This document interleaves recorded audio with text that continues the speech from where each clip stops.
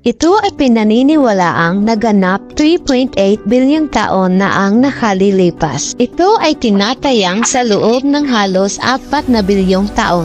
Ang buhay ay umiral, ngunit ang universo kung isa sa alang-alang na ito ay 13.8 bilyong taong gulang. Ang buhay ay umiral ng halos 10 bilyong taon, nangangahulugan din ito na hindi ito umiiral. Ngayon pa man ang buhay sa Earth kahit na napakaaga sa kasaysayan ng San Sinuko. Ang unang henerasyon halos ang una sa universo, sinasabing ito ay isang buhay na bagay, pabibigat na elemento na kailangan para sa panganak upang magkaroon ng sapat na San Sinuko. Hindi lamang ito nangangailangan ng maraming oras, ngunit madali ba para sa mga elemento na masynthesize sa mga organikong sangkap? Dahil hindi lamang ang solar system mismo, metal content, ibig sabihin hindi kasama ang hydrogen at helium. Napakayaman nito sa mga element, mga organikong sangkap na binubuo ng carbon at oxygen. Ito ay tumatagal ng maraming oras upang malikha ng natural ang mga kamakailang resulta ng pananaliksik. Ang nagsiwalat na ang Earth ay nasa paligid ng 1 bilyong taon. Buhay ay bumangon sa hindi inaasahang pagkakataon. Dahil sa San Sinuko, ang Earth at ang buhay ay maaaring bumangon na napakaagahan. Isang grupo ng mga astronomong Italyano, ang buhay ay pinanganak sa isang planeta tulad ng Earth, taliwas sa umiiral ng hypothesis ng maaga.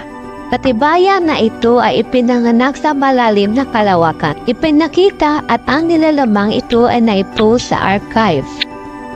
Upang may panganak ang buhay, nangangailangan ng pinakakomplikadong mga strukturang kemikal, tubig, isang pangunahing tambalan at napakakaraniwang hydrogen at oxygen. Kaya napakarami nito sa buong universo. Gayunpaman, ang mga mas komplikadong compound ay binubuo ng carbon, hydrogen, oxygen. Iilan na mga organikong bagay na may matinding enerhiya. Ito ay pinaniniwalaan na ang synthesis ay posible sa pamamagitan ng mga phenomena dahil sa madalas na pagtama ng kidlat at iba pa. Ito ay isang napakalamig na satellite ng Saturn. Ang Titan ay kilala pa nga bilang interstellar gas sa kalawakan. Sa pagtuklas, ito ay mas malawak kaysa sa inaasahan. Dahil sa impluwensyang ito, ang mga organikong bagay ay maaaring ipanganak sa kalawakan. Pabang-ayon ang mga astronomo na magkaroon ng ganitong sitwasyon dahil dito maingat ang research team kahit nasa kapaligiran na malapit sa malamig na vacuum.